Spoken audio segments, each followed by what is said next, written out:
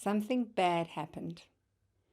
Something very bad in 2008, called the global financial crisis. While there are a multitude of reasons of why things went wrong, I'm going to focus on one of the reasons. You see, before 2008, life was merry. People were buying houses and cars and plenty of stuff they could not afford with money they did not have. They borrowed it from lending institutions, and these institutions were themselves borrowing from other lending institutions and banks, both locally in the United States as well as globally. People continued to be offered more credit cards and more loans, and so continued to spend even more, and eventually the money ran out. Those people that had bought so much stuff could no longer afford to pay, and so the lending institutions repossessed their homes in order to pay for the debt.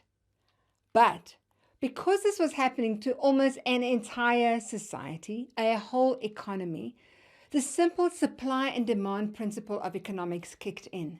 There was an oversupply of repossessed houses in the market, causing house prices to plummet. So an institution that had lent $1 million, for example, was now only recovering a fraction of that amount lent. This, of course, in turn placed the institutions under a huge amount of financial strain. They could not get their money back from these individuals, which then led them to default on their own debt. And so they began to collapse, one institution after the next, in this long chain of lending.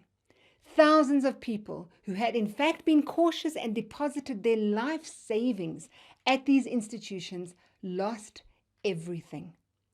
These dark days led to much introspection from governments, from regulators, and from standard setters all over the world. And they were all asking one question: what could have been done to prevent this global crisis? Or at least, what could have been done to alert investors and lenders of the impending doom? One of the areas identified in financial reporting which required a major overhaul was the impairment of financial assets in terms of IAS 39. Before the 2008 crisis, IAS 39, which was the standard on financial instruments at the time, required what is called an incurred loss model for impairments. An incurred loss model basically meant that amounts receivable were only impaired when a loss event, for example, a default or a bankruptcy, actually happened.